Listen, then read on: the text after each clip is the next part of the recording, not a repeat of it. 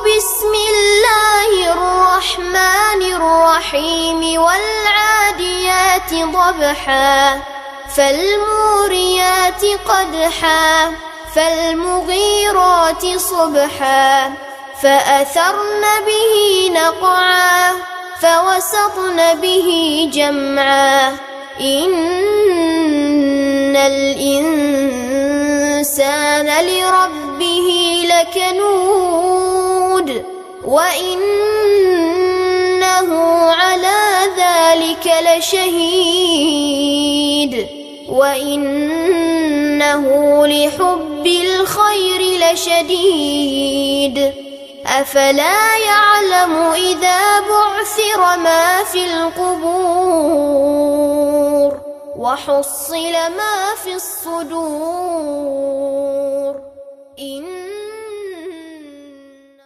அஸ்ஸலாமு அலைக்கும் வரஹ்மத்துல்லாஹி வபரகாத்துஹு. எல்லாம் வல்ல அல்லாஹுவின் நல்லடியார்களே, இவ்வுலகத்திலேயே மிக சிறந்த மார்க்கமான இஸ்லாமிய மார்க்கத்தை தன்னுடைய வாழ்க்கை நெறியாக ஏற்றுக்கொண்டவர்கள் உலகத்தின் அனைத்து பகுதிகளிலேயும் வாழ்ந்து வருகிறார்கள். இஸ்லாத்தை ஏற்றவர்களுடைய எண்ணிக்கை நாளுக்கு நாள் அதிகரித்து வருவதையும் நாம் பார்க்கிறோம். ஆனால் இந்த இஸ்லாத்தை ஏற்றவர்கள் அந்த இஸ்லாத்தினுடைய அடிப்படைகள், கொள்கை கோட்பாடுகள், அதில் சொல்லப்பட்ட அறிவுரைகள், இவைகளை முழுக்க முழுக்க பின்பற்றி நடக்கிறார்களா என்பதை நாம் எடுத்து பார்த்தால், அதிலும் குறிப்பாக தமிழக முஸ்லிம்களுடைய இஸ்லாத்தினுடைய பின்பற்றுதலை நாம் சீர்தூக்கி பார்த்தால், நிச்சயமாக இஸ்லாத்தினுடைய அடிப்படை விஷயங்களை கூட அவர்கள் அறியாதவர்களாகவும் பின்பற்றாதவர்களாகவும் அந்த கோரிக்கைகளை ஏற்காதவர்களாகவும் இருப்பதை நாம் பார்க்கிறோம்.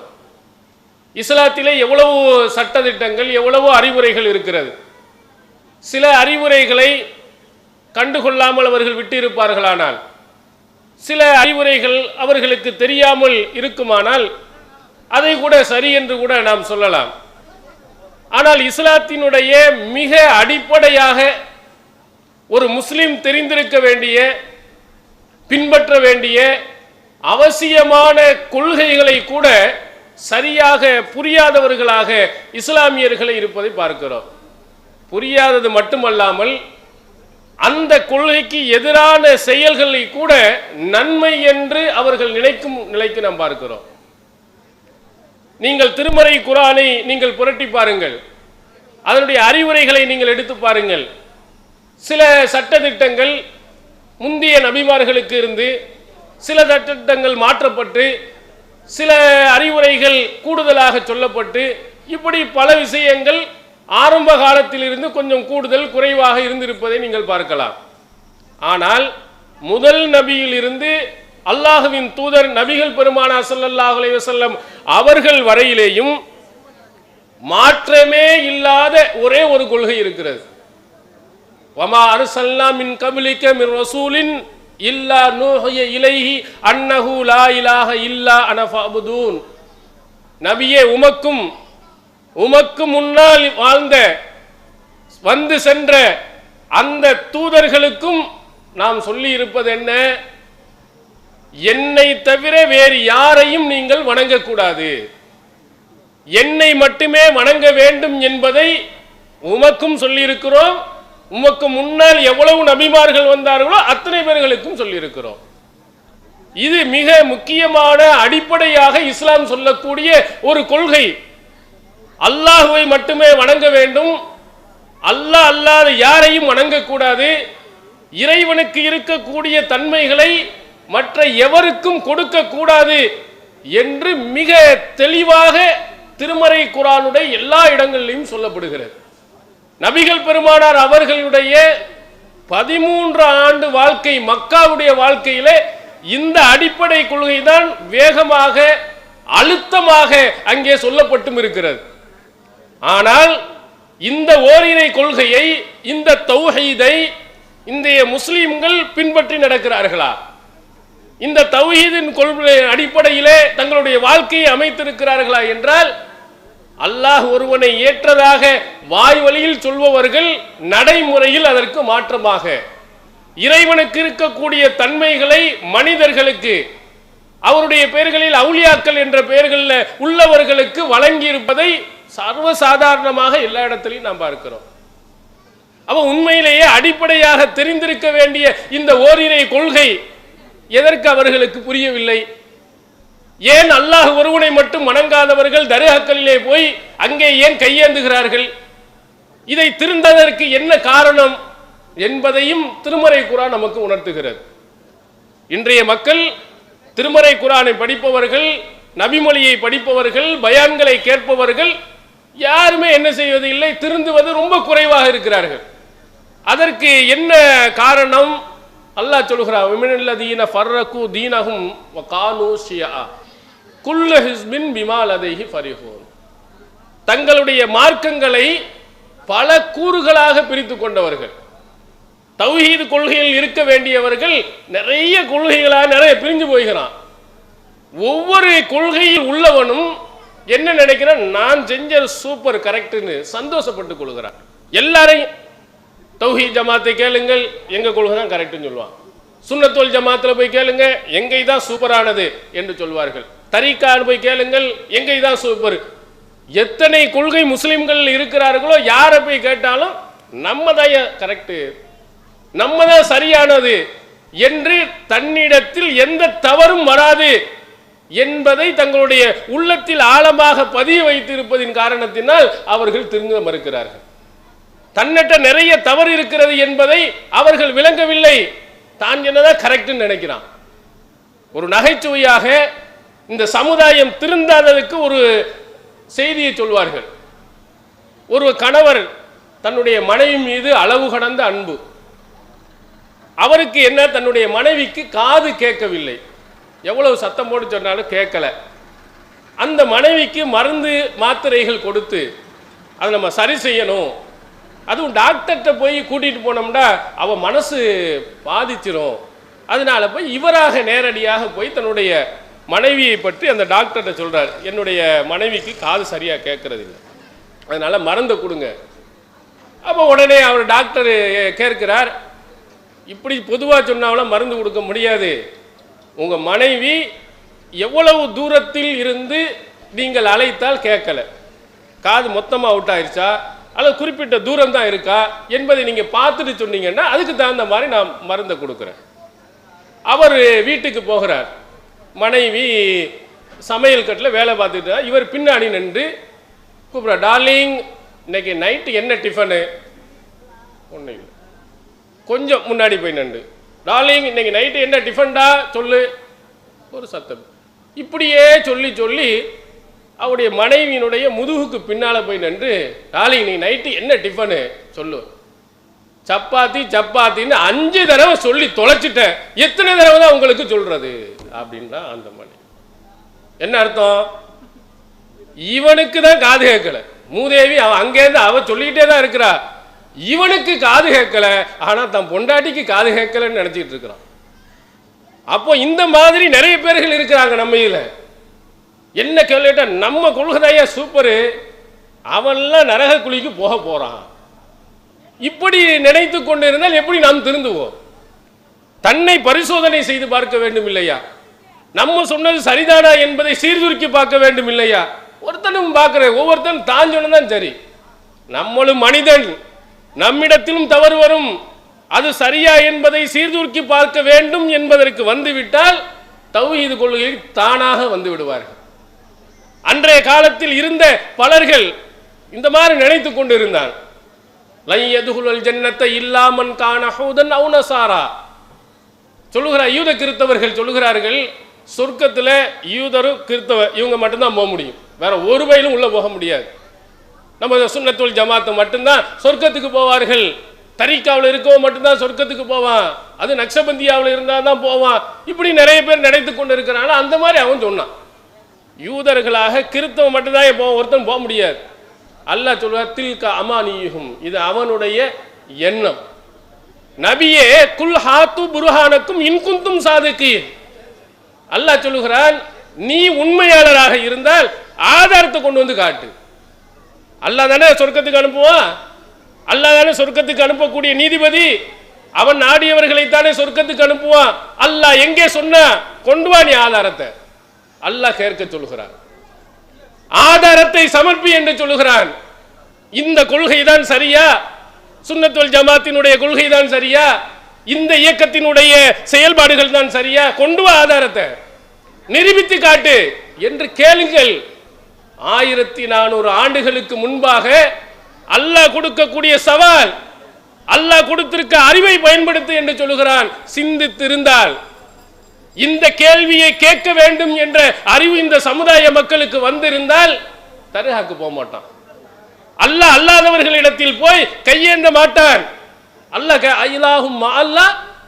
அல்லாஹ்வுடன் இன்னொரு கடவுள் இருக்கிறானா? அல்லாஹ் குல் ஹாத்து புர்ஹானக்கும் இன் குன்தும் சாதிகீன், நீ உண்மையாளராக இருந்தால் இதற்குரிய ஆதாரத்தை நிரூபித்து காட்டு. இதெல்லாம் குர்ஆனுடைய வசனங்கள். கேட்டிருந்தால் இந்த மாதிரி அல்லாஹ் அல்லாதவரிடத்திலே போய் கையேந்தலாம், கையேந்தி கேட்கலாம். அதற்கு ஆதாரம் குர்ஆன் வசனத்தை எடுத்து காட்டு. இப்ராஹிம் நபி போய் கேட்டாரா?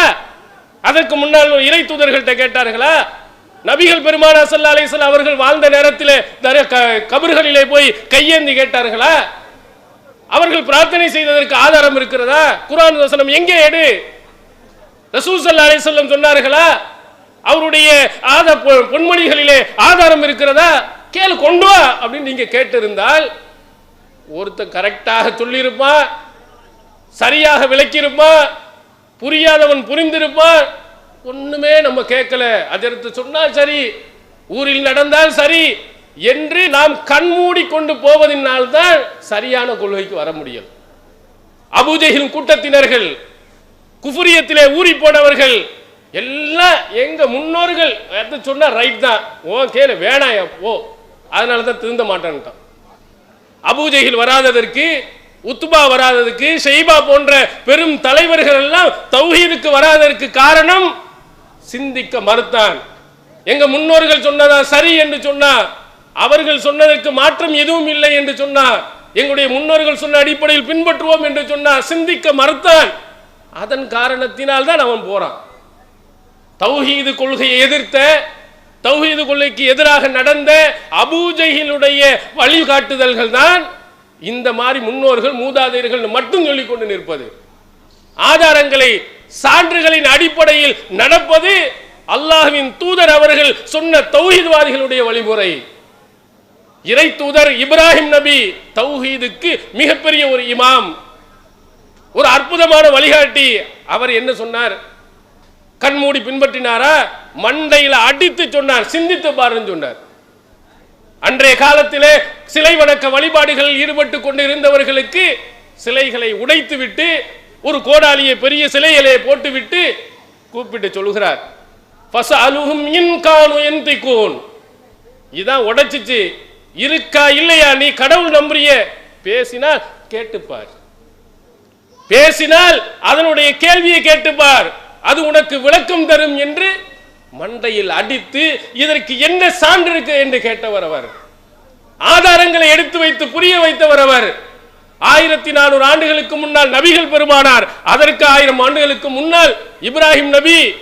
அந்த இப்ராஹிம் நபி எடுத்த உடனே முன்னோர் சொன்னார், மூதாதையர் சொன்னார்கள் என்பதற்கு இதை பார், சிந்தித்து பார், உன் அறிவை, உன் பகுத்தறிவை பயன்படுத்தி பார் என்று இப்ராஹிம் நபி தன்னுடைய காலத்திலே அறிவை பின்பற்ற வேண்டும் என்று அவர்களுக்கு உணர்த்தினார்கள். அதான் அல்லாஹ் சொல்ல, இத்தபி மில்லத்தை இப்ராஹிம் ஹனீஃபா, இப்ராஹிமுடைய மார்க்கத்தை பின்பற்று என்று சொல்கிறார், அவருடைய வழிமுறையை பின்பற்று என்று சொல்கிறான். லாஜிக்காக, தர்க்க ரீதியாக புரிய வைத்தவர்கள் அவர்கள். உன்னுடைய இறைவன் யார்? யுஹ்யி வ யுமீத், அல்லாஹ் உயிர்ப்பிக்க செய்யக்கூடியவன், அதே போன்று மரணிக்க செய்யக்கூடியவன். மன்னன் சொல்லுகிறான், மரணிக்க செய்வானோ, என்னாலும் உயிர் கொடுக்க முடியும், மரண கண்ணனை தேனியை விட்டுட்டாண்டா உயிர் கொடுத்தன்னு அர்த்தம், சும்மா இருக்கிற வெட்டுனாண்டா இறக்க செய்தன்னு அர்த்தம் கருத்தை சொன்னான். அப்ப திரும்ப அழகாக கேட்கிறார், இன்னல்லாஹ யஅதி பிஷம்சி மினல் மஷ்ரிக் ஃபாதி பிஹா மினல் மக்ரிப், என்னுடைய இறைவன் சூரியனை கிழக்கு பக்கத்தில் உதிக்க செய்கிறான், நீ வேண்டுமானால் மேற்கிலே உதிக்க செய் பார்க்கலாம். தர்க்க ரீதியாக கேட்டார். நம்ம இந்த மாதிரி கேள்வி கேட்டா விதனாவதம் பிடிச்சவங்க, இவங்கள்ட்ட பேச முடியாத நஜாத்துக்காரங்கள்ட்ட எடக்கு மடக்கா கேள்வி கேட்டுட்டு இருப்பாங்க. இது யார் நாங்களா கேட்டோம்? இதை எங்களுக்கு சொல்லி தந்ததே நபி இப்ராஹிம் அலைஹிஸ்ஸலாம் தான். அவனால கொண்டு வர முடிந்ததா? ஃபபிஹித்தல்லதி கஃபர், காஃபிரானவன் வாயடைத்து போனான் என்று அல்லாஹ் தஆலா சொல்கிறார். அடிக்கிறது, உதைக்கிறது, இது குஃப்ரியத்திலே இருக்கக்கூடிய, ஷிர்கில் இருக்கக்கூடியவரை பின்பற்றுவவனுடைய செயல். இப்ராஹிம் நபி இந்த கேட்டதுக்கு என்ன சொன்னா? ஹர்ரிகூஹு வன்சுரு ஆலிஹத்தக்கும், நெருப்புல போட்டு இவனை பொசுக்கு, உன்னுடைய கடவுளுக்கு நீ உதவி செய். இது செஞ்சாதான் கடவுள் சந்தோஷப்படுவார் அப்படின்னு சொன்னா, வாதத்தை எடுத்து சொன்னால் வாதத்துக்கு பதில் சொல்லு, இந்த பேசுன்னு எடுத்துக்காட்டு, சூரியனை மேற்கு பக்கம் உயிர்த்து காட்டு. அவருடைய தர்க்க ரீதிக்கு அதுக்கு பதில் சொல்லாமல் புடுறா, அடிடா, வெட்டுடா, குத்துடா. அவன் இதைத்தானே இன்று செய்து கொண்டிருக்கிறார்கள். தௌஹீதை பின்பற்றக்கூடியவர்கள் அந்த இப்ராஹிம் நபியினுடைய வழிமுறையின் அடிப்படையில் காட்ட ஆதாரத்தை பதில் சொல்ல முடியாது. இந்த இருக்க ஹதீஸை பின்பற்று, நாம் பின்பற்ற முடியாது. குழப்பத்தை ஏற்படுத்துகிறாயா, பிரச்சனையை ஏற்படுத்துகிறாயா, கூப்பிடா, எல்லாரும் அடிங்கடா. இது தௌஹீதை பின்பற்றுவதற்கு அழகா? யார் இதையெல்லாம் செய்ததா அல்லாஹ் குர்ஆனில் சொல்லுகிறார்? அடி, உதை, இதெல்லாம் அபூஜஹில் கூட்டம், அதே மாதிரி ஃபிரௌன் கூட்டம். ஃபிரௌனுடைய முன்னால் மூசா நபி ஆதாரத்தோடு தான் இறை தூதர் என்பதை நிரூபித்த போது அங்கு இருந்த சூனியக்காரர்கள் சத்தியத்தை புரிந்து ஏற்றுக்கொண்டார்கள். என்ன செஞ்சா? எனக்கு முன்னாடியே நீ இஸ்லாத்தை ஏற்கிறாயா, மாறுகை வாங்குவேன் என்று அவர்களுக்கு தண்டனை கொடுத்தான். யார் இந்த மாதிரி செயல்? கேட்ட கேள்விக்கு பதில் இல்லை, அவர்கள் கேட்ட கேள்விக்கு சரியான விளக்கம் இல்லை. எல்லாம் அதிகாரத்தை பயன்படுத்தி வெட்டுவது, குத்துவது. இது குஃப்ரியத்தினுடைய பின்பற்றுவோருடைய வழிமுறை. தௌஹீதை பின்பற்றுபவன் கேட்ட கேள்விக்கு பதில் சொல்லுவான், சரியான ஆதாரத்தை எடுத்து நிரூபிப்பான், எந்த கேள்வியையும் சிந்தித்து பின்பற்றுவான். இப்ராஹிம் நபியை தொடர்பாகவே அல்லாஹ் சொல்லுகிறான், லிம துஹாஜூன ஃபீ இப்ராஹிம். இப்ராஹிம் விஷயத்தில் என்னடா சண்டை போடுறீங்க? அல்லாஹ் கேட்கிறான். அன்றைய காலத்தில் யூத கிறிஸ்தவ சொன்னா இப்ராஹிம் நபி யூதரா இருந்தாரு, கிறிஸ்தவரா இருந்தாரு. அட கிறுக்கு பயிலா, வமா உன்சிலத்து தௌராத்து வல் இன்ஜீலு இல்லா மின் பாதிஹி. இந்த தௌராத்தும் இன்ஜீலும் இப்ராஹிம் நபிக்கு பின்னாடி தானே வந்துச்சு. தௌராத்தை பின்பற்றியவர் தானே நீ யூதர்னு சொல்ற, இன்ஜீலை பின்பற்றுவன கிறிஸ்தவர் என்று சொல்ற. இப்ராஹிம் நபிக்கு பின்னாடி ரெண்டும் வருது. இப்ராஹிம் நபியை யூதன் சொல்ற, கிறிஸ்தவனுக்கு அறிவில்லையா? திருமறை குர்ஆன் இருக்கிறது. இந்த மாதிரி நாம் கேட்கிறோம். தௌஹீது கொள்கையை புரிய வைப்பதற்காக, இவர்கள் செய்யக்கூடிய அட்டூழியங்களை விளக்குவதற்காக எல்லாத்தையும் நாம் ஆதாரத்தோடு கேட்கும் பொழுது கோபம் கொப்பளிக்கிறது. அடி, உதைகள், பிரச்சனைகள் எல்லாத்தையும் கொண்டு வந்து அதான் பதில். அதற்கு நம்ம கேட்கும் கேள்விக்கு குர்ஆனிலிருந்து கேட்டால் குர்ஆனிலிருந்து பதில் சொல்ல வேண்டும், நபிமொழியிலிருந்து சொல்ல வேண்டும், இதற்கு இதோ ஆதாரங்கள் இருக்கிறது என்று சொல்ல வேண்டும். அடிப்பதும் உதைப்பதும் இதெல்லாம் யாருடைய வேலைகள்? எல்லாமே அன்றைய காலத்தில் இருந்த அந்த குஃப்ரியத்தில் இருந்தவர்களுடைய வேலைகள். அதை பின்பற்றுவன் தான் இப்படி செஞ்சான். ரசூலுல்லாஹி ஸல்லல்லாஹு அலைஹி வஸல்லம் அவர்கள் எத்தனை கோரிக்கை இந்த திருமறை குர்ஆனின் மூலமாக தௌஹீதை எடுத்து சொன்னாங்க. அல்லாஹ் ஒருவனை மட்டும் வணங்குன்னு சொன்னாங்க. அவர்கள் எடுத்து வைத்த வாதங்களுக்கு பதில் சொன்னான் அபூஜஹில். என்ன சொல்லுகிறான்? இது யம்குரு பிக்கல்லதீன கஃபரு இஸ்பிதூக அவ் யக்துலூக அவ் யுஹ்ரிஜூக யம்குரூன வ யம்குருல்லாஹ் வல்லாஹு கைருல் மாக்கிரீன். நபி இதை நினைச்சு பார். எங்க இருக்கக்கூடிய இந்த அபூஜஹில் கூட்டம் இருந்த நிராகரித்தவர்கள் உம்மை கைது செய்ய அல்லது உன்னை கொலை செய்ய அல்லது நாட்டை விட்டும் கடத்துவதற்கு அவர்கள் முயற்சி செய்தார்கள், திட்டம் தீட்டினார்கள், சூழ்ச்சி செய்தார்கள். அல்லாஹ் அந்த சூழ்ச்சியை முறியடித்தான். சூழ்ச்சியை முறியடிப்பதில் அல்லாஹ் மிக பெற்றியாளன். இது யாருங்க? எந்த ஒரு கொள்கையை சொன்னா மேடை போட்டு ஒன்றை தவறு என்று சொல்லுகிறோம், அடுத்த மேடையை போடு, இந்த அதுக்கு பதில் சொல்லு, புத்தகத்தில் எழுது, நோட்டீஸ்ல எழுது. அப்ப இந்த மாதிரி ஒரு இதற்கெல்லாம் பதில் சொன்னால், அந்த ஆரோக்கியமான விளக்கத்தை எடுத்து சொன்னால் மக்கள் விளங்கியிருப்பாங்க. ஒன்றும் சொல்லல. அடியும் உதையும் பிரச்சனைகளும் இவைகளை எல்லாம் உருவாக்கியது யார் என்றால் அபூஜஹில் கூட்டத்தினர்களுடைய செயல்பாடுகள். அவன் தான் அவ்வளவு அக்கிரமம் செஞ்சான். அல்லாஹ் இருக்கிறான். எவ்வளவு அடி உதைகள் இந்த தௌஹீதுக்கு 1980 ஒரு எழுச்சியை பெற்றதுக்கு இப்போ எவ்வளவு?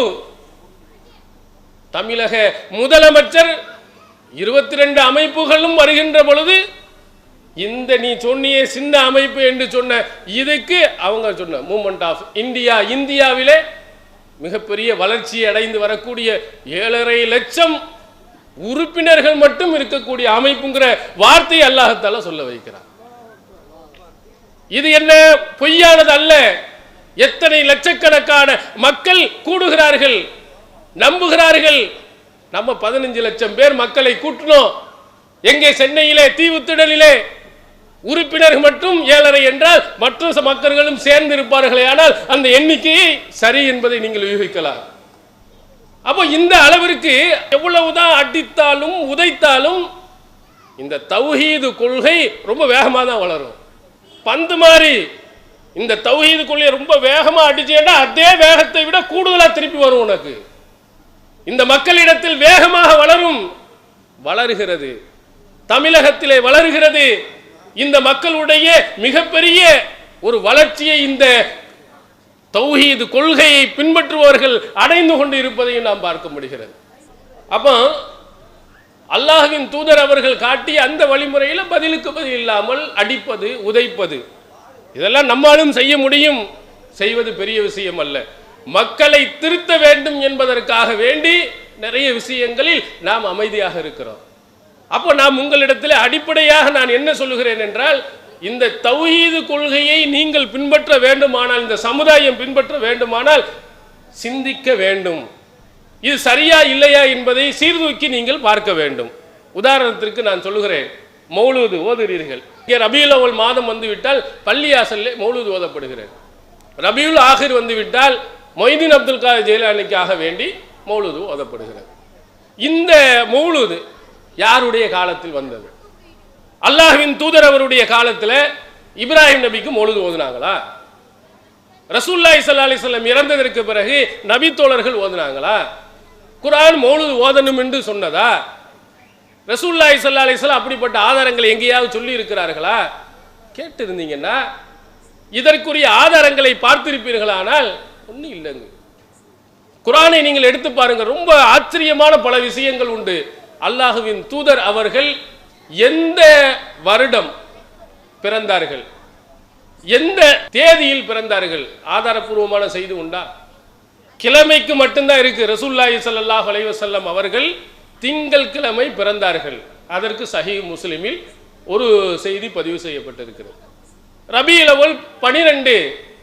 இதுக்கு என்ன சொல்வார்கள்? மஷூரான செய்தி, பிரபலியமாக எல்லாரும் 12 என்று சொல்லுகிறார்கள். இதற்கு கூட ஆதாரம் கிடையாது. குர்ஆன் அதுக்கு முக்கியத்துவம் கொடுக்கல. கிறிஸ்தவர்கள் இருக்கிறாங்க, அவங்கள்ட்ட தான் இந்த பிறந்த நாள் கொண்டாட்டம் என்பதே ஊடுருவியது வந்தது. இஸ்லாத்துல கிடையாது. இப்ராஹிம் நபி என்னைக்கு பிறந்தார் அல்லாஹ் சொல்லியிருக்கானா? நூஹ் நபி என்னைக்கு பிறந்தான்னு அல்லாஹ் தஆலா சொல்லியிருக்கிறானா? ஷுஐப் அலைஹிஸ்ஸலாம் என்னைக்கு பிறந்தாருன்னு அல்லாஹ் தஆலா சொல்லியிருக்கிறானா? மூசா நபியை சொல்லியிருக்கிறானா? சுலைமான் நபியை சொல்லியிருக்கிறானா? தாவூத் நபியை சொல்லியிருக்கானா? எவ்வளவு விஷயங்களை அல்லாஹ் பேசுறானே. மூசா நபி பேர் தான் குர்ஆன்ல நிறைய இடங்கள்ல அல்லாஹ் சொல்லுகிறான். எங்கேயாவது அவங்க பிறந்த தேதியை பத்தி சொன்னானா? அவங்க பிறந்த நாள் கொண்டாடினாங்கன்னு சொன்னானா? தேவையில்லை. இஸ்லாத்தில் அவருடைய அறிவுரைகள் பின்பற்றப்பட வேண்டும் என்று சொல்லப்படுகிற பிறந்த நாள் கொண்டாட்டம் இஸ்லாத்தில் இல்லை. ஈசா நபியினுடைய பிறப்பு மட்டும்தான் அல்லாஹ் சொல்றான். அதுவும் அதிசயமாக பிறந்ததின் காரணத்தினால், தந்தை இல்லாமல் பிறந்ததின் காரணத்தினால், தொட்டில் குழந்தையாக இருக்கும் போது பேசிய காரணத்தினால் அதை சொல்றாங்க. அதுவும் இன்னைக்கு தான் பிறந்தாங்கன்னு கூட சொல்லணும். அப்போ நீங்கள் எண்ணி பாருங்கள், இஸ்லாத்தில் இந்த பிறந்த நாள் கொண்டாட்டம்ங்கிறதே இல்லையே.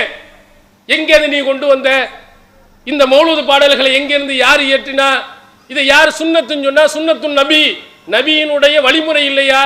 நபிகள் காலத்தில் இருந்து யா நபி சலாம் அலைக்கும் என்று பாடல்களை படித்து கொண்டு வந்தார்களா? இப்படின்னு தௌஹீத்வாதி கேட்கணும். அல்லாஹ்வின் தூதர் அவர்கள் கேட்டார்கள்.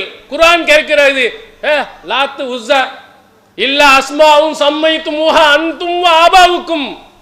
லாத்து உஸ்ஸாவா? நீனும் உன் அப்பம் பாட்டனும் வச்ச பேரை தவிர வேற என்ன இது? கடவுளா இது?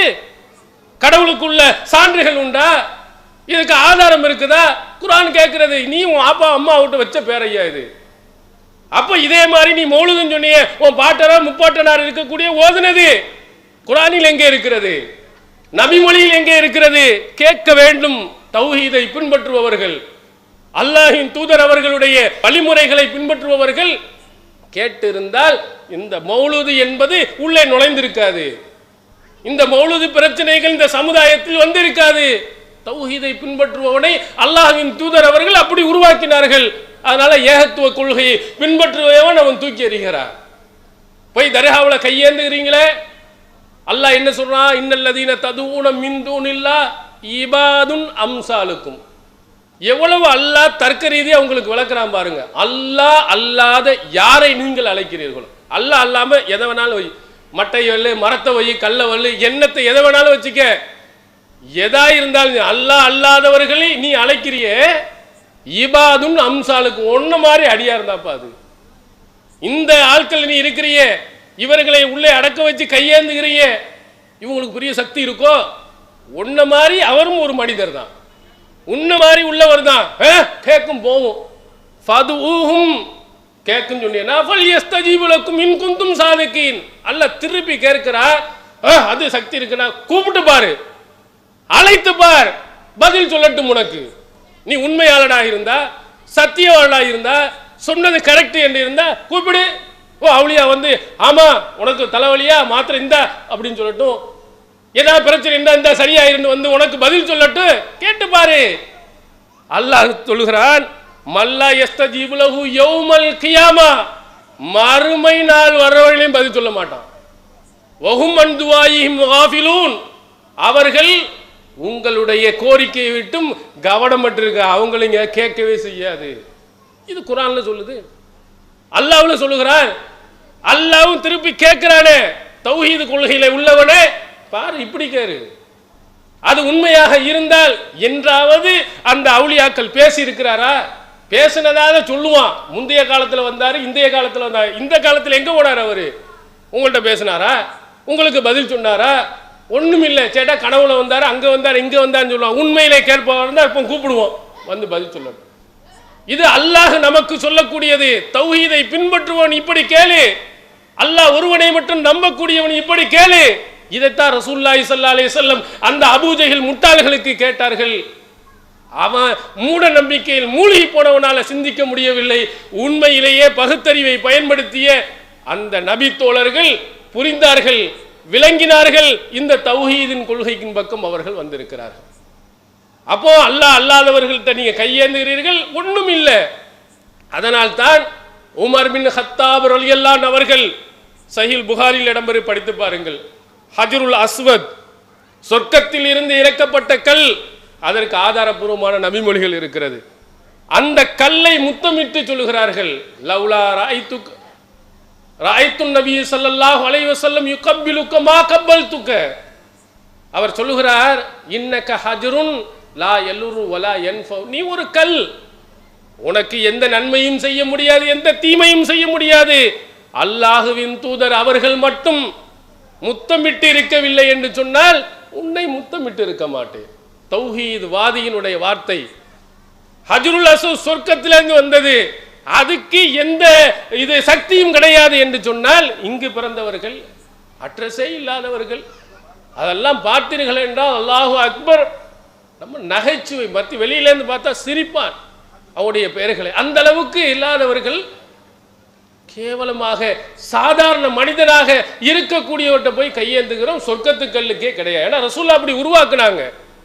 இம்மனிதன் அல்லாஹ்வை தவிர வேற யாருக்கும் எந்த சக்தியும் கிடையாது, இந்த சொர்க்கத்துக்கு கல்லுக்கும் கிடையாது. அதனால் தான் தன்னுடைய வாழ்நாள்ல அவர் செய்த மிகப்பெரிய ஒரு காரியம் தபகாத் இப்னு சாத் என்ற நூலில் இடம்பெறுகிறது. சஹீஹ் புகாரியில் இதை சுருக்கமாக இடம்பெற்று இருக்கிறது. பைஅத்துர் ரில்வான் என்று உங்களுக்கு தெரியும். ரசூல் ஸல்லல்லாஹு அலைஹி வஸல்லம் ஹுதைபியா உடன்படிக்கையில் ஒரு மரத்தின் கீழே இருந்து பைஅத் செய்தார்கள்.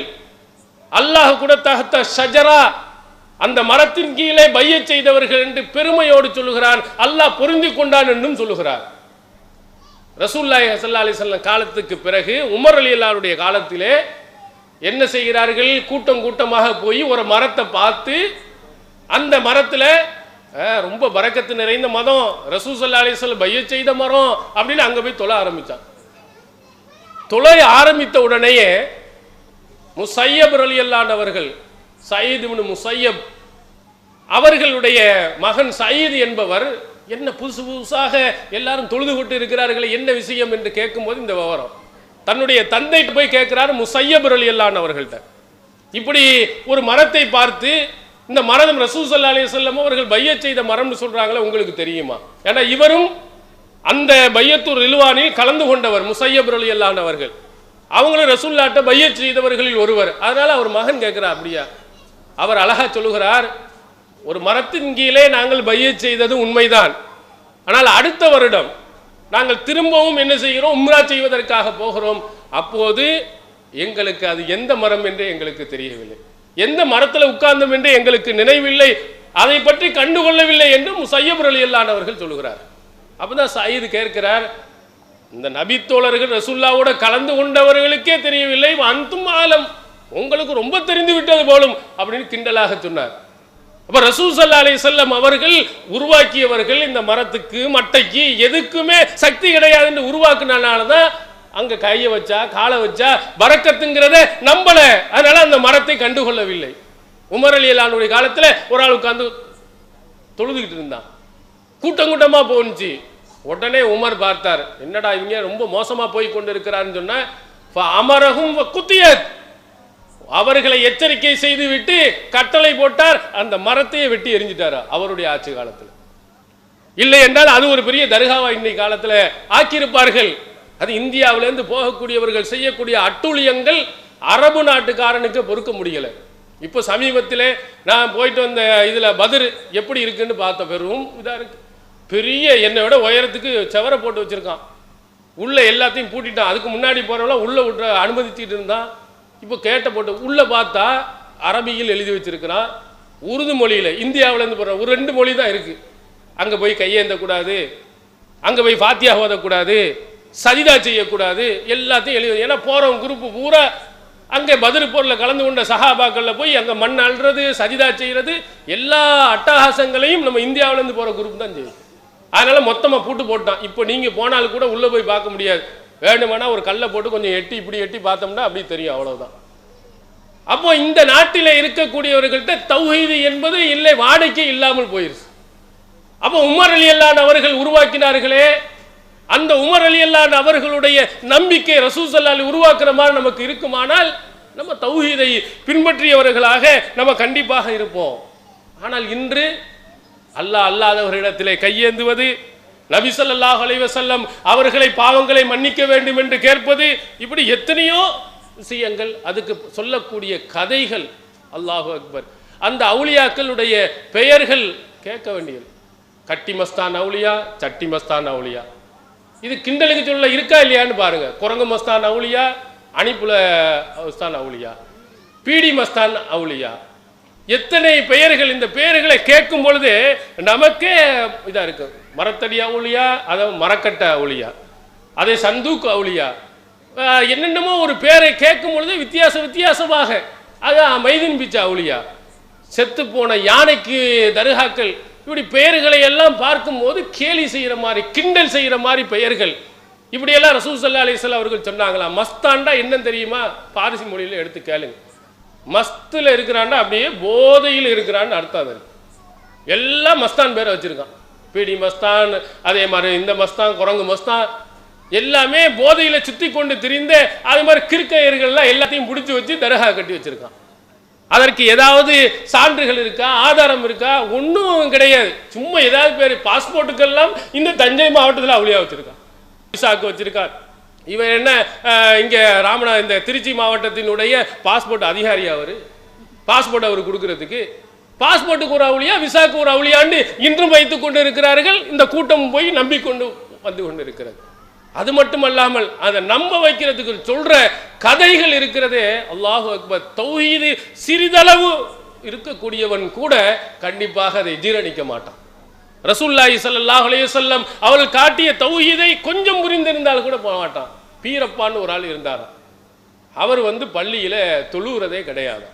உடனே அங்கிருந்து சதக்கத்துல்லா அப்பான்னு ஒரு ஆள் இருந்தார். அவன்கிட்ட போய் புகார் பண்ணியிருக்கான், என்ன இந்த ஆள் தொழுவே வர்றது கிடையாது, பெரிய அவுலியாங்க. அப்போ போய் கேட்ட இவர் போய் பீரப்பா அவுலியாட்ட போய் கேட்டிருக்கா, என்ன நீங்கள் தொழுவ வர்றதே இல்லை, நான் மக்கள் தொழக்கூடிய பள்ளியில் தொழுவேன், எனக்கு விருப்பம் இல்லை, நான் போய் காபத்துல்லாவில் தான் நான் போய் தொழுவேன். அடப்பா, என்னடா இந்த தமிழ்நாட்டில் இருந்து கொண்டு காபத்துல்லாவில் எப்படி போய் தொழுகிட்டு வருவார் அப்படின்னு அவர் கேட்கும்போது, இது என்ன பெரிய விஷயமா அப்படின்னு சொல்லிட்டு அவர் நெய்துகிட்டு இருந்தாராம். அவர் காலு கீழே அப்படி மெதுவாக காலை கலட்டி காட்டுறாரு, கீழே காபத்துல்லா, காலு கீழே, அந்த காபத்துல்லா கீழே அவர் தொழுதுகிட்டு இருக்கிறாரா. சதகத்துல்லாப்பா பார்த்து அதிசயத்துட்டு போனார். காலு கீழே காபத்துல்லா, அதில் போய் இவர் தொழுகிறாரா. ரசூலுல்லாஹி ஸல்லல்லாஹு அலைஹி வஸல்லம் தொழுதாங்களாங்க. மக்காவில் இருந்து மதீனாவுக்கு போனாங்களே, மதீனாவிலே போய் இருந்த ரசூலுல்லாஹி ஸல்லல்லாஹு அலைஹி வஸல்லம் அவர்கள் கது நரா தகல்லுபு வஜிக ஃபிஸ்ஸமா, அல்லாஹ் உன்னுடைய முகம் அடிக்கடி வானத்தை நோக்கி திரும்புகிற நம்ம பார்க்குறோம். ரசூலுல்லாஹ்க்கு விருப்பம் ரசூல் ஸல்லல்லாஹு அலைஹி வஸல்லம் உடைய முன்னாரான இப்ராஹிம் நபி கட்டி காபத்துல்லாவை வணங்குறேன்னு ஆசை. அல்லாஹ் வந்து ஜெருசலத்தில் இருக்கக்கூடிய அந்த பைத்துல் மக்தஸை பின்பற்றி தொலை சொல்லிட்டான். அடிக்கடி நீர் பார்க்கிறீர், நாம் உங்களுடைய கோரிக்கையை நிறைவேற்றுவோம்னு சொல்லிட்டு அப்புறம் நீ காபத்துல்லாவை பின்பற்றுன்னு குர்ஆன்ல சொல்றான். ஏன் ரசூலுல்லாஹி ஸல்லல்லாஹு அலைஹி வஸல்லம் அவர்கள் அங்கிருந்து காபத்துல்லா போய் தொழ வேண்டியதானே? அப்படி தொழுதாங்களா? அல்லாஹ்ட்ட கேட்டாங்க, அந்த மாதிரி பின்பற்றி அதை நோக்கி தொழுகிறதுக்கு கேட்டாங்க, ஆசைப்பட்டார்கள், துஆ செய்தார்கள். ஆனால் இன்று இப்படி பாருங்க, அவுலியாக்களை பார்த்தீர்களா? காபத்துல்லா காலுக்கடியில் வச்சுக்கிட்டு தொழுது கொண்டு இருக்கிறார். இன்னொரு அவுலியாவை சொல்லுகிறான் கதை. ஒரு பார்த்தம் சொன்னா அவர் வந்து ரொம்ப தூய்மையாக தொழுவாராம். எப்படி தொழுகிறாரா?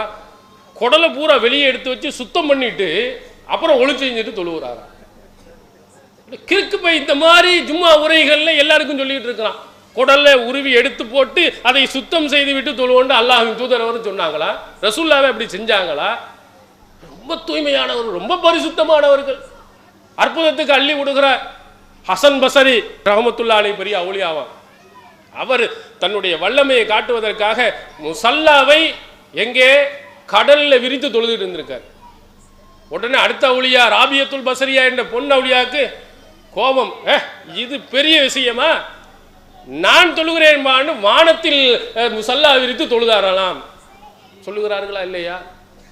கதைகள். அல்லாஹ்வின் தூதர் அவர்களால் தொழ முடிந்ததா? ஒட்டகத்தின் குடலை கழுத்தில் போட்டார்கள், அதை தூக்கி கொண்டு நிமிர முடியவில்லை.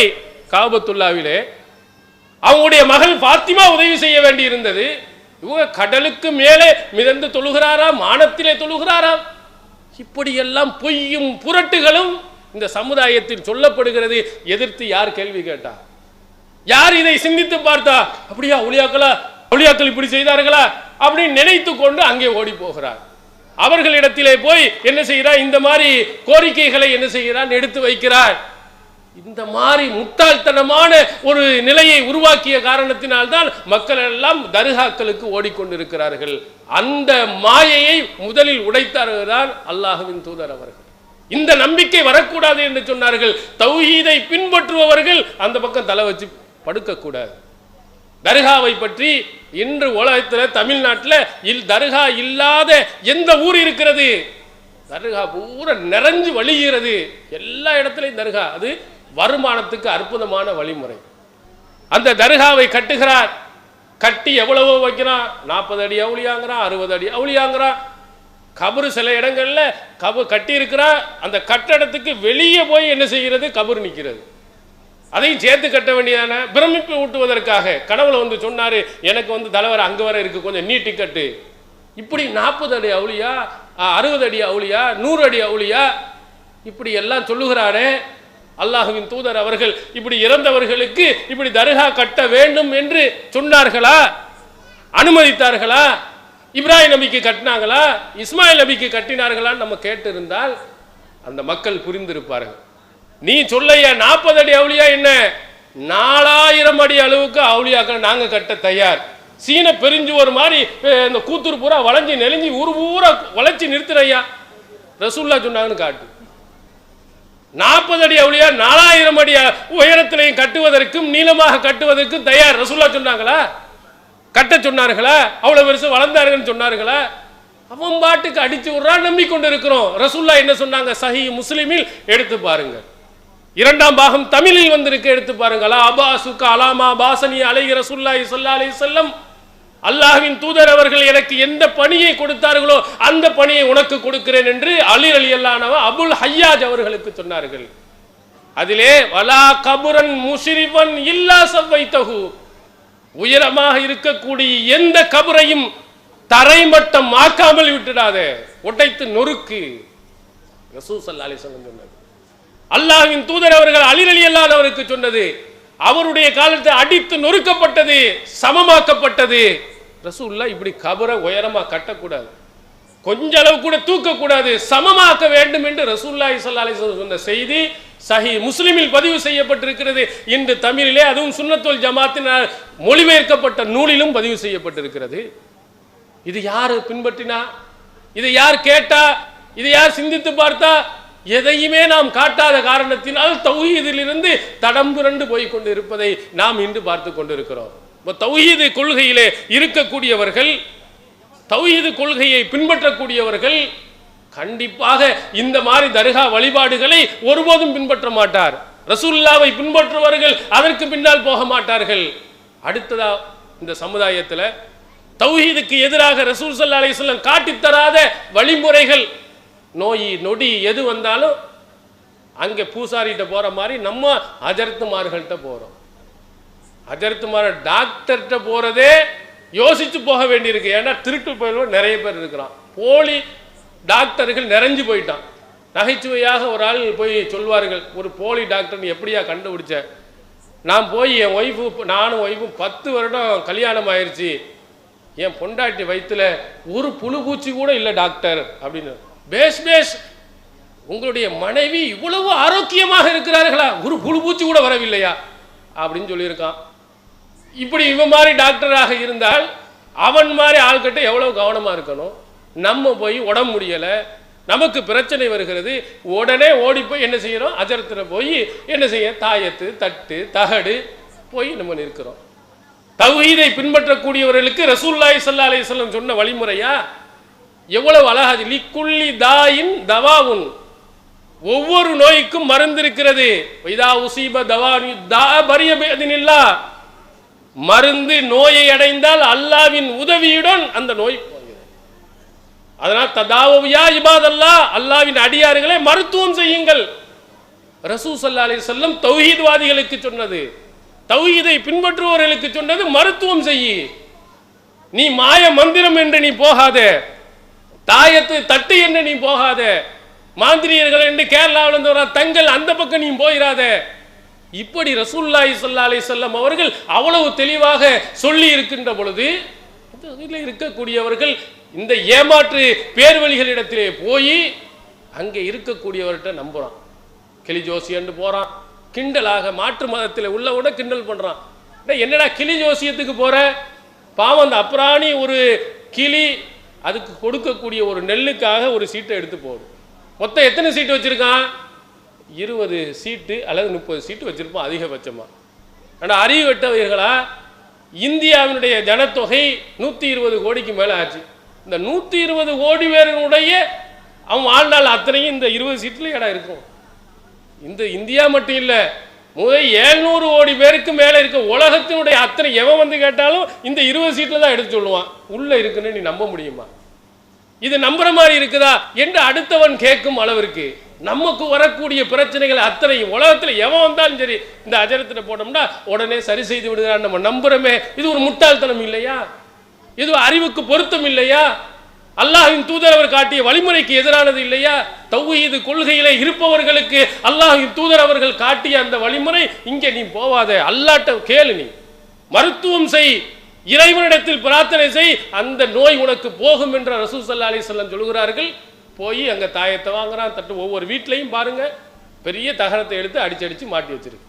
ஒவ்வொரு பாட்டிலாக ஓரமாக கட்டி தொங்க விட்டுப்படுகிறது. இதெல்லாம் வச்சுட்டா சைத்தான் வராது, பேய் வராது, பிசாசு வராது, எந்த கஷ்டங்களும் சிரமங்களும் வராதா?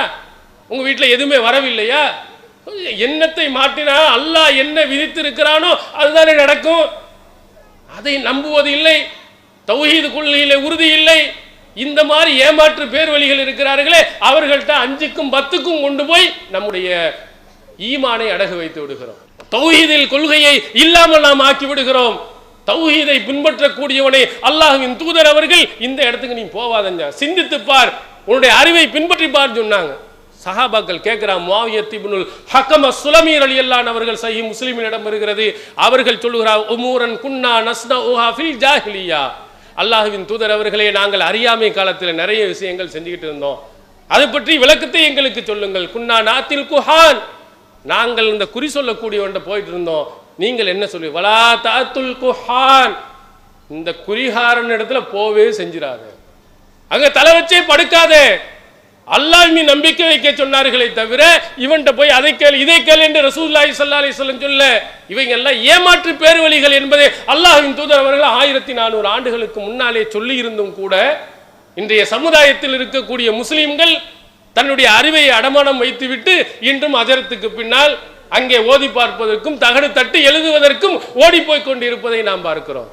இதெல்லாம் நம்முடைய அறிவை சிந்திக்காத காரணத்தினால், இது சரியா என்பதை நாம் சீர்தூக்கி பார்க்காத காரணத்தினால் தான் நம்ம சிறுக்கலை கொண்டு போய் முழுகிறோம். நிரந்தரமான நரகம் என்று சொல்லக்கூடிய அந்த படுபாவான செயல்களுக்கு நம்ம போய் அங்கே போய் ஆளாகிறோம். இவைகளை நீங்கள் மனதிலே நீங்கள் வைத்துக் கொண்டால், இந்த தௌஹீதிலே நீங்கள் உறுதியாக இருந்தால், அதை பின்பற்றுபவர்களாக இருந்தால், இந்த மாதிரி ஏமாற்று வேலைக்கெல்லாம் போகக்கூடாது. அடுத்து, இந்த தௌஹீது கொள்கை பின்பற்றக்கூடிய எத்தனையோ இயக்கங்கள் இருக்கிறது. சொல்லிக் கொள்வார்கள், நாங்களும் தௌஹீத்வாதிகள், நாங்களும் தௌஹீதை பின்பற்றக்கூடியவர்கள், நாங்களும் தௌஹீதின்படி தான் நடக்கக்கூடியவர்கள். நிறைய இயக்கங்கள் புற்று ஈசல்கள் போல் இஸ்லாமியர்கள்ட்ட வந்துருச்சு. எப்படி அவங்க மாக்கா ஈக்கா காக்கா ஈக்கா தூக்கா ஆக்கான்னு என்னென்னத்தையோ போட்டு பேர் வச்சானோ, அதே மாதிரி நம்ம எல்லாம் ஏபிசிடி இஎஃப்ஜிஹெச் ஐஜேகேஎல் என்று போட்டு அவன் பேர் வைக்க கிடைக்காம அவன் பாட்டுக்கு வர்றான். இன்னைக்கு ஒரு இயக்கம், நாளைக்கு ஒரு இயக்கம், நாளை கழிச்சு ஒரு இயக்கம், இஸ்லாமிய இயக்கங்கள் நிறைய வலிஞ்சு படுகிறது. இந்த இயக்கங்கள் இவர்களும் தௌஹீதை பின்பற்றுறாங்களா? நம்முடைய பிள்ளைகள் அங்கே சேர்க்கலாமா? போகக்கூடிய இளைஞர்களும் கொஞ்சம் நீங்கள் சிந்தித்து பார்க்க வேண்டும். இந்த தௌஹீத் ஜமாத்தை தவிர்த்து எத்தனை இயக்கங்கள் வருகிறதோ அத்தனையும் கொஞ்சம் நீ உங்கள் கண் முன்னால் படம் பிடித்து பாருங்கள். இவர்கள் தௌஹீது கொள்கைக்கு ஆதரிப்பவர்களா அல்லது தௌஹீது கொள்கையை குழி தோண்டி புதைப்பவர்களா என்பதை நீங்கள் கொஞ்சம் சீர்தூக்கி பார்க்கணும். முதலாவது, இந்த மாதிரி கொள்கையை உடையவர்கள் இந்த மார்க்கத்தை பற்றிய விளக்கத்தை இந்த சமுதாயத்துக்கு எடுத்து சொன்னாங்களா? போராட கூப்பிடுறான், 4 பேர் வந்தாலும் 40 கொடியை கட்ட வேண்டும் என்று அள்ளிக்கிட்டு ஆளை கொண்டு வந்து கொட்ட வைக்கிறான், 4000 போஸ்டர் ஒட்டுறான். அவ்வளவு கஷ்டப்படக்கூடிய அந்த இளைஞர்கள், இவனுக்கு முதலில் சொல்லிக் கொடுக்க வேண்டிய பாடம் என்ன? வல்லாஹிரத்து கைரும் அபுகா, மறுமை வாழ்க்கை இருக்கே அதுதான் நித்திய ஜீவன் சிறந்ததுன்னு அல்லாஹ் சொல்றான். அல்லாஹ்விடத்தில் சிறந்த நன்மை இருக்கிறது என்று சொல்லுகிறான். மறுமையிலே நித்தியமான ஒரு வாழ்க்கை நமக்கு வேண்டும் என்று சொல்லுகிறான். அந்த வாழ்க்கையை பற்றி வேறு இஸ்லாமிய இயக்கங்கள் ஏதாவது சொன்னதா? போராட கூப்பிடுறான், ஆர்ப்பாட்டம் பண்ண கூப்பிடுகிறான். இந்த ஷிர்க் என்ற அநியாயத்தை எதிர்த்து அவனுக்கு சொல்லப்பட்டு உள்ளதா? அவனுக்கு சொல்லி கொடுத்திருக்கிறார்களா? இந்த தர்காவை எதிர்த்து போராடி இருக்கிறார்களா? இந்த தர்கா இருக்கக்கூடாது என்ற போராட்டங்களை வைத்திருக்கிறார்களா? கொஞ்சம் நீங்க எடுத்து பாருங்க. தர்கா மிகப்பெரிய ஒரு இன வைப்பு. அல்லாஹ் அல்லாதவனிடத்தை கையேந்த கூடாது தெரிகிறதே. யாரு போராடினா? யார் ஆர்ப்பாட்டம் பண்ணா? இடஒதுக்கீடுக்கு ஆர்ப்பாட்டம் பண்ணீங்க, பிரச்சனைக்கு ஆர்ப்பாட்டம் பண்ணீங்க, மக்களுக்கு பண்ணீங்க. சரி, அவனுடைய இந்த உலக வாழ்க்கையில அவன் எம்பிபிஎஸ் படிச்சா மட்டும் போதுமா? மறுமையில சொர்க்கத்துக்கு போக வேண்டாமா? நரகத்தில் இருந்து பாதுகாக்க வேண்டாமா? எம்பிபிஎஸ் படிச்சுட்டு போய் அங்க நாகூர் தர்காவில் போயிட்டு வந்தான்டா, வந்திருக்கக்கூடிய அப்பாயின்மெண்ட்டை நாகூர் தர்காவில் வச்சுட்டு ஆசீர்வாதம் பெற்றுட்டு வர்றான்னு சொன்னா அவன் எங்க போவான்? அவனுக்கு யார் நல்வழி காட்டுகிறார்கள்? ஒருத்தரும் காட்டுவதில்லை. உலக விஷயத்துக்கு மட்டும் அள்ளி கொண்டு போகிறார்கள். ஆகிரத்தினுடைய வாழ்க்கையை பற்றி யாரும் சொல்றது இல்லை. நம்முடைய தௌஹீத் ஜமாத் மட்டும்தான் இடஒதுக்கீடுக்கும் பேசுறோம், காவல்துறை அடக்குமுறைக்கு எதிராக பேசுறோம், நீதிமன்றங்கள் தவறு இருந்தால் அதை சுட்டி காட்டுகிறோம். அதற்காக எல்லாத்தையும் சொல்வதோடு ஓரிரை கொள்கையில ஒழுங்கா இருக்கணும், ஆகிரத்துக்காக நடக்கணும், ஆகிரத்துக்காக இந்த உலக விஷயத்தினுக்காக வேண்டி எப்படி நடக்கக்கூடாது என்பதையும் வலியுறுத்தி அவனுக்காக வேண்டி தர்பியாக்கள் கொடுத்து ஒழுக்க பயிற்சிகளை இந்த ஜமாத்து கொடுக்கிறது. மற்ற இயக்கம் கொடுக்கிறதா? நீங்கள் சீர்திருத்தி பார்க்கணும். அதில் இருப்பவர்கள் கேட்கணும், இந்த உலகத்தில் இவ்வளவுலாம் கிடைக்கிறோம், இங்கே கிடைக்கும், சரி, கிடைத்தால் ஆகிரத்தில் என்ன கிடைக்கும்? என்னென்ன விஷயங்கள் செய்கிறார்கள்? பழனிக்கு போறவனுக்கு குச்சி விளக்க கொடுத்து விடுறான். அதே மாதிரி விநாயகர் சதுர்த்தினா வருக வருகை என்று வால் போஸ்டர் அடிக்கிறான். வலிமா விருந்து என்று சொன்னா வருக வருகை என்று முகஸ்துதியில போடுறான். இதெல்லாம் தௌஹீதா? ஒரு பிஸ்மில்லா இருப்பதில்லை போஸ்டர்ல, இன்ஷா அல்லாஹ் என்று அல்லாஹ் சொல்லக்கூடியது இருப்பதில்லை. இஸ்லாத்தினுடைய அடிப்படை அத்தனையும் கண்டுகொள்வதே இல்லை, தௌஹீதை பற்றி சிந்திப்பதே இல்லை. அப்படிப்பட்ட இயக்கங்கள் நிறைய. அதையெல்லாம் சீர்தூக்கி பார்க்கணும். எங்களை மட்டும் தான் பின்பற்றணும்னு சொல்லலை, ஒப்பிட்டு பாருங்க. தௌஹீத் ஜமாத்தின் கொள்கை எப்படி, அதனுடைய அறிவுரைகள் எப்படி இருக்கு, மற்றவர்களுடைய அறிவுரைகள் எப்படி இருக்கு. இன்னும் தௌஹீதை பற்றி பேசுற சரி, தௌஹீதை பற்றி நீ பேசல. தௌஹீதை பேசக்கூடியவனை பேச விடுகிறார்களா? எத்தனை பிரச்சனைகள் தெரியுமா? ஒரு பொதுக்கூட்டம் போட வேண்டும் என்று சொன்னால் இந்த இஸ்லாமிய இயக்கங்கள் தான் போய் இவனுக்கு கொடுக்க கூடாது எழுதி கொடுக்கிறான். காவல்துறையில் புகார் செய்கிறார். ஏன் செய்யற? நம்ம என்ன பேசுறோம்? நம்ம மார்க்கத்துக்கு முன்னாக என்ன பேசிவிட்டோம்? தௌஹீத் கொள்கையை தவிர வேற எதை நாங்கள் சொல்லி இருக்கிறோம்? குர்ஆன் ஹதீஸை தவிர வேற எதை நாம் பேசுகிறோம்? உடனே கொடுக்க கூடாது. ஏன்? நீ தான் தௌஹீத் சொல்றது இல்லை, மக்களை திருத்துவது இல்லை, தர்காக்கு போய் கொண்டிருக்கக்கூடியவர்களை பற்றி எண்ணி பார்ப்பது இல்லை.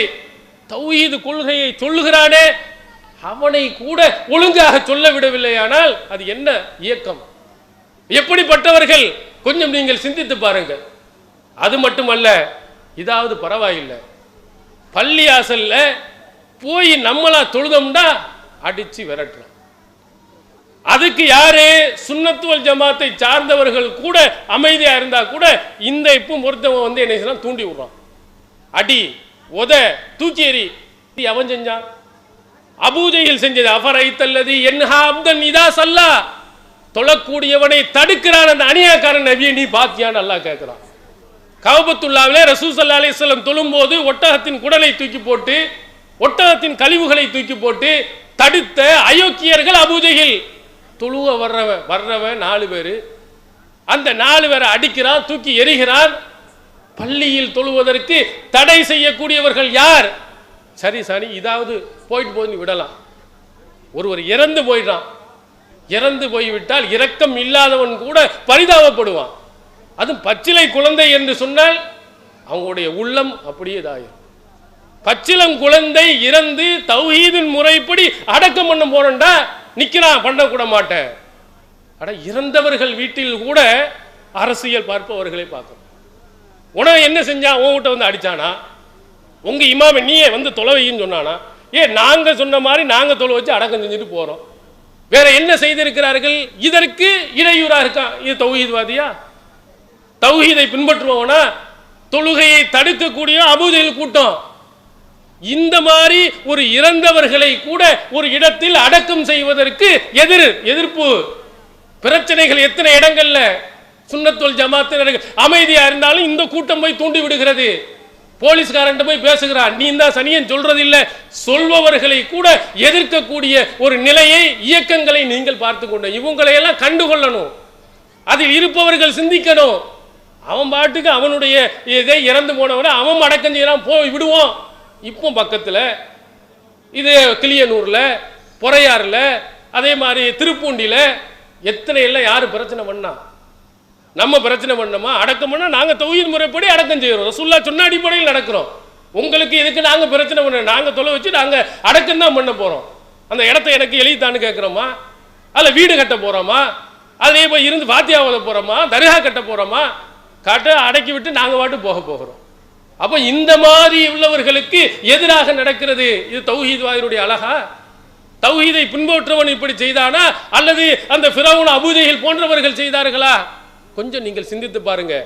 அதே மாதிரி இன்னொன்னு செய்கிறார். தொழுகையில, இந்த ஜனாசா தொழுகையில, இதை போன்ற தொழுகையில அல்லாஹு தஆலா சொல்லக்கூடிய வசனத்தை கொஞ்சம் எடுத்து பாருங்க. வமன் அல்லமு மிம்மன் மனா மசாஜிதல்லாஹி யுذكر ஃபீ இஸ்முஹு ஃபீ ஹராபியா. அல்லாஹ்வுடைய இறை இல்லத்தில் அவனை தொழுவதை விட்டும் அவனை திக்ர் செய்வதை விட்டும் தடுக்கக்கூடிய அநியாயக்காரனை விட பெரியவன் யார் இருக்கிறான்னு கேட்கிறான். பெரிய அநியாயக்கார அக்கிரமக்கார யார் என்று சொன்னால் பள்ளியில் வந்து தொழுவதை தடுக்கிறவன் தான். நம்ம பள்ளியில் தடுத்திருக்கிறோமா? சுன்னத்துல் ஜமாத்தா, தப்லீக் ஜமாத்தா, நீ எந்த கொள்கையில இருந்தாலும் தாராளமா வந்து நீ பாட்டு தொழுகிட்டு போகலாம். யாரும் இன்னும் தடை செய்வது இல்லை. ஏன்னா அல்லாஹ் கேட்குறான், தொழுகை வரக்கூடியவனையும் அங்கே திக்ரு செய்பவனையும் தடுத்தா அவனை மாதிரி அநியாயக்காரன் அக்கிரமாக உலகத்தில் எவனும் கிடையாது. ஆனால் எழுதி போட்டு வச்சிருக்கான், நம்ம இவன் நீ வராதே, அவன் நீ வராது, நம்ம போறது இல்லை. நீ சிறுக்கில் இருக்கிறனால போறது இல்லை. நீ எழுதி வச்சிருக்க, அல்லாட்ட பதில் சொல்லணுமா இல்லையா? தௌஹீத் கொள்கையில் இதற்கு எதிர்த்து போராடணுமா இல்லையா? இந்த மாதிரி கொள்கையிலே உள்ளவர்கள் எழுதாதேன்னு சொல்லணுமா இல்லையா? அவர்களுக்கு அறிவுரை சொல்ல வேண்டுமா இல்லையா? இன்னும் ஒரு 4 விஷயத்தை சேர்த்து எழுது. இது தௌஹீத் கொள்கையில் பிடிப்புள்ளவர்கள் செய்யக்கூடிய வேலையா என்பதை நீங்க பார்க்கணும். அடுத்து திருமணம், எளிமையாக திருமணம் செய்யணும். ரசூலுல்லாஹ் சொன்னார், இன்ன ஆலமன் நிக்காஹி பரக்கத்தன் ஐஸருஹும் உனா. ரசூலுல்லாஹி ஸல்லல்லாஹு அலைஹி வஸல்லம் சொன்னார்கள், திருமணத்தில் ரொம்ப அருள் நிறைந்த ஒரு திருமணம் இருக்கு என்று சொன்னால் அது செலவீனம் ரொம்ப குறைவாக இருக்கும். இந்த பெண்களுக்கு தெரியும், பெண் பிள்ளைகளை அதிகமாக பெற்றவர்களுக்கு தெரியும், ஒரு குழந்தையை திருமணம் முடிப்பதற்கு எவ்வளவு கஷ்டப்படுறாங்க, எவ்வளவு சிரமப்படுகிறார்கள்.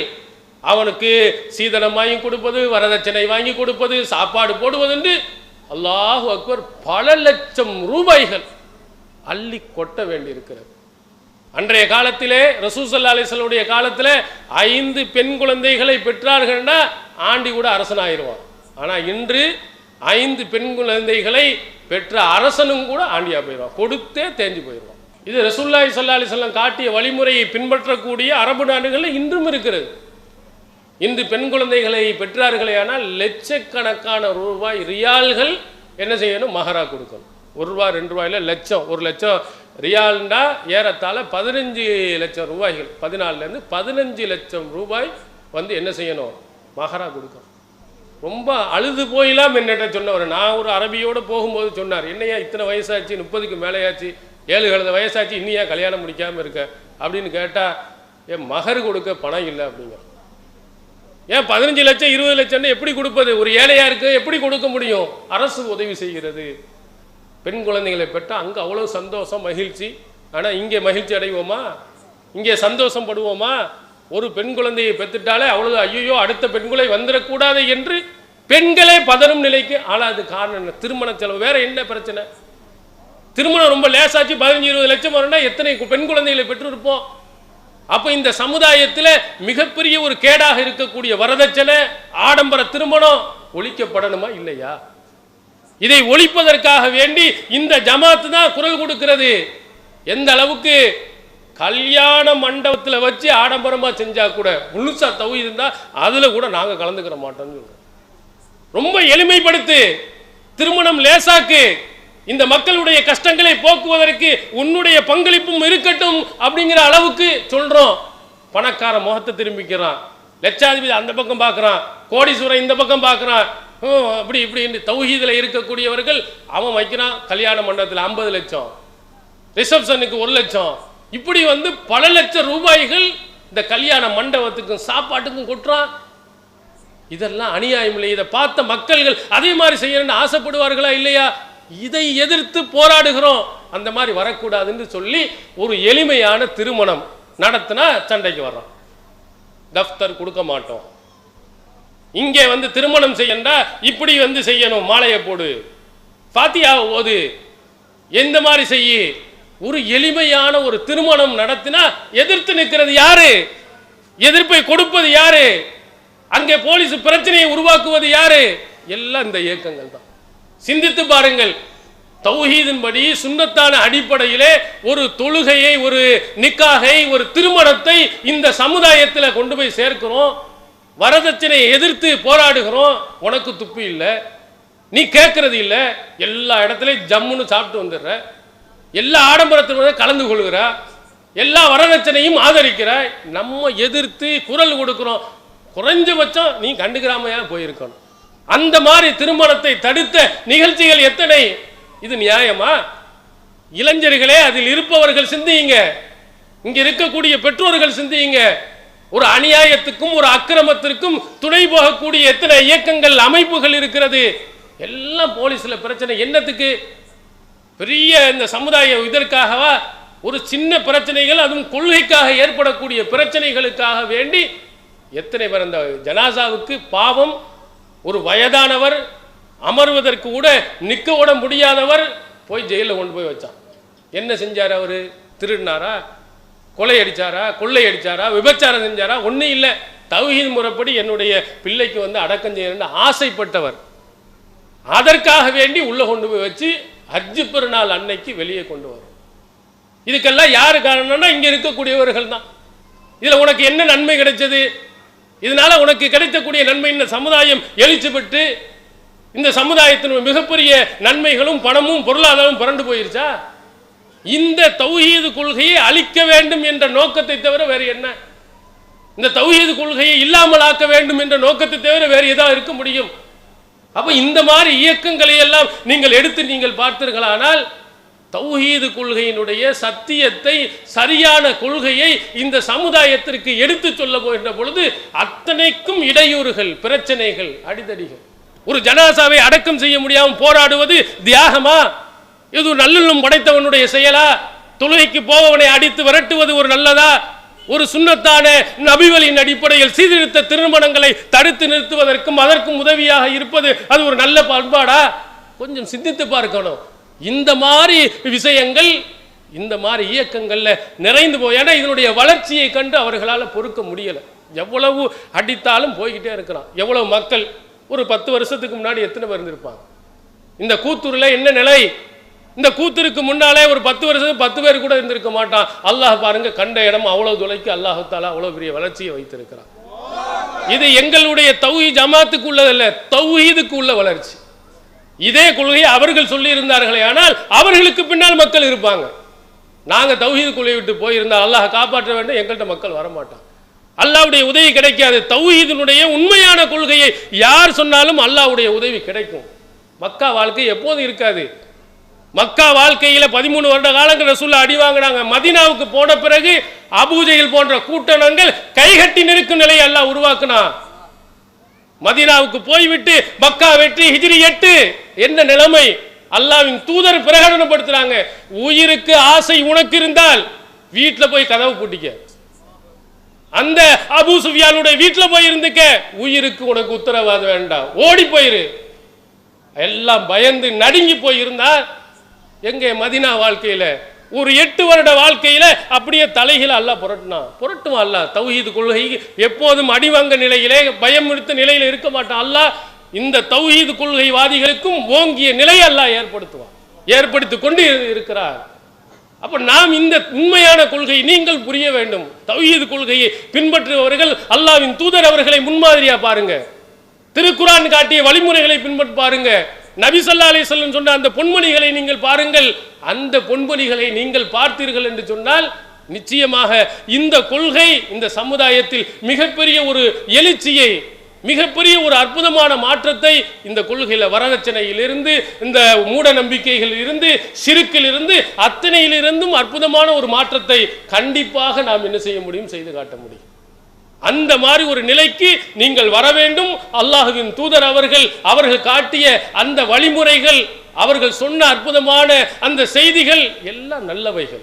நாங்க எங்க கைசரக்கை போட்டு நாங்களாக கற்பனை செய்து எதையும் சொல்ல, எல்லாம் நீங்கள் இதுவரையிலும் கேட்டிருப்பீர்கள். குர்ஆன் வசனங்கள், நபி மொழிகள், அவங்க சொன்ன அறிவுரைகள், இதைத்தான் சொல்றோம். எதை கேட்டாலும் எடுத்து காட்டுவோம். நாங்கள் சொன்ன இந்த குர்ஆன் வசனம் எங்க இருக்குன்னா இந்த பாருங்க, ஹதீஸ் இந்த இருக்க இந்த பாருங்கள். இன்று ரொம்ப இலகுவாக தமிழ் மொழியிலே வந்துவிட்டது, உங்களால் படிக்க முடிகிறது. அப்போ இவைகளெல்லாம் நாங்களாக சொல்வதில்லை, அல்லாஹ் காட்டிய அந்த வழிமுறைகளின் அடிப்படையில், அவர்கள் காட்டிய வழிமுறையின் அடிப்படையில் சொல்லுகிறோம். எனவே நான் அடிப்படையாக இறுதியாக இந்த மக்களுக்கு சொல்வது, உங்களுக்கு நான் சொல்வது, ஆய்வு செய்து பாருங்கள். நாங்க செஞ்சாலும் கண்மூடி பின்பற்ற வேண்டியது இல்லை. இது உண்மையா, இது சத்தியமா, நம்ம செய்வது தவறுதானா, அல்லாஹ் இப்படித்தான் கூறியிருக்கிறானா அப்படின்னு மட்டும் கண்ணை திறங்கள். கண்டிப்பாக உண்மை உங்களுக்கு விளங்கும். அல்லாஹ் கேட்கிறான, ஏதா இருந்தாலும் சரி சொல்றியா, குல் ஹாத்து புர்ஹானக்கும், உன் ஆதாரத்தை கொண்டு வா, இன்குந்தும் சாதிக்கு நீ உண்மையாளராக இருந்தார். வரதட்சை திருமணம் நடக்கணும், ஆடம்பரம் ரசூலுல்லாஹ் காட்டினாச்சும் நாங்க பண்றோம். எங்களுக்கு சாப்பிட்றதுக்கு ஆசை இல்லையா? பல தௌஹீத்வாதிகள் நம்மளை திட்டுறான். ஏன் இந்த இதில் ஏதாவது சில வலிமா விருந்தில் தான் கொஞ்சம் கொஞ்சம் சாப்பாடு பிரியாணியாவது கிடைச்சிச்சு, நீயும் மண்டவன்னு சொல்லி அதுக்கும் போகக்கூடாதுங்கிற, எங்களுக்கு என்னையா செய்யறதுன்னு சொல்லும் அளவுக்கு ஆயிடுச்சு. நல்லா சாப்பிடணும்னு ஆசைப்படுகிறோம். ஏன்? குர்ஆன் ஹதீஸுக்கு முரணாக அந்த குர்ஆனுடைய நபிமொழிகளை இல்லாமல் ஆக்கக்கூடிய அந்த விருந்து எங்களுக்கு தேவையில்லை. நம்ம சாப்பிடணும்னா என்ன செய்யலாம்? மௌலூது ஓதி சாப்பிடலாம், அதே மாதிரி ஃபாத்தியா ஓதி சாப்பிடலாம், என்ன வேணாலும் செய்யலாம். நம்ம அதற்கு விரும்பலை. ஏன்னா தௌஹீதுக்கு எதிராக இருப்பதின் காரணத்தினால். அப்போ நீங்களும் சிந்தித்து பார்க்க வேண்டும். பணத்தாசை, பொருளாசை எல்லா மக்களுக்கும் இருக்கு. ஆனால் தௌஹீதுக்கு எதிராக, இஸ்லாத்துக்கு எதிராக இருந்தால் அதை நம்ம பின்பற்ற மாட்டோம், அதை ஏற்றுக்கொள்ள மாட்டோம். அதனால் நீங்கள் சீர்தூக்கி பாருங்கள். இந்த சமுதாயத்தில், இந்த ஊரில், மற்ற ஊர்களில் அவர்கள் மற்றவர்கள்லாம் சொல்வது குர்ஆன் ஹதீஸின் படி உள்ளதானா இருந்தால் பின்பற்றுங்க தாராளமாக. இல்லை என்று சொன்னால், நாங்கள் சொன்னாலும் சரி, வேறு யார் சொன்னாலும் சரி, தூக்கி எறிங்கள். இதைத்தான் தௌஹீத்வாதிகள் பின்பற்ற வேண்டும் என்று அல்லாஹ்வின் தூதர் அவர்கள் சொன்னார். குர்ஆன் பஸ்ஸிர் இபாதி அல்லதீன யஸ்தமியூனல் கௌல யத்தபியூன அஹ்ஸனா. என்னுடைய அடியார்களுக்கு நற்செய்தி சொல்லுங்க. எல்லா செய்தியும் கேட்பான், கேட்டுவிட்டு அதில் எது சரியானதோ அழகானதோ அதை பின்பற்றுவான் என்று திருமறை குர்ஆன் நமக்கு சொல்லுகிறது. எங்க போல கேளுங்க, எங்க கூட்டத்துக்கு வரணும்னு சொல்லல, மற்ற எந்த கூட்டத்திலையும் போய் பாருங்க. கரெக்டா சொன்னாங்களா? குர்ஆனை சொன்னால் பின்பற்றலாம், ஹதீஸை சொன்னால் பின்பற்றலாம். நாங்களே குர்ஆனுக்கு மாற்றமாக, மார்க்கத்துக்கு மாற்றமாக எதை சொன்னாலும் நீங்கள் பின்பற்றக்கூடாது. இந்த அடிப்படை தத்துவத்தை தான் அல்லாஹ்வின் தூதர் அவர்கள் அன்றைய காலத்தில் இருந்து சொன்னார்கள். அதுதான் குலில் ஹக்க வலவுக்கான முர்ரா, உனக்கு கசப்பா இருந்தாலும் சத்தியத்தை சொல்லுன்னு சொன்னார். எந்த இடத்திலும் எவனுடைய லௌமத்த லாயிமின், எவனுடைய திட்டு ஏற்றி பேச்சு எனக்கும் பயப்படாத, சத்தியத்தை உடைத்து சொல். அதனால தான் நாங்கள் அடி வாங்கியிருக்கிறோம், வெட்டு வாங்கியிருக்கிறோம், ஊர் நீக்கம் செய்யப்பட்டிருக்கிறோம், பொருளாதாரத்தில் பிரச்சனைகள் ஏற்படும், என்ன பிரச்சனை எல்லாம் வந்தாலும் இந்த சத்தியத்தை அன்றிலிருந்து இன்று வரை அல்லாஹ்வின் தூதர் அவர்கள் சொன்ன மாதிரி சொல்லிட்டு இருக்கோம். அதே மாதிரி நீங்களும் வர வேண்டும். எல்லாம் அல்லாஹ் தஆலா நாம் அனைவர்களையும் சத்தியத்தை, சத்திய கருத்துக்களை சரியாக புரிந்து அதன்படி நடக்கக்கூடியவர்களாக ஆக்கி அருள்வானாக. வாஹிர் தாவானா அல்ஹம்துலில்லாஹி ரப்பில் ஆலமீன். அஸ்ஸலாமு அலைக்கும் வரஹ்மத்துல்லாஹி.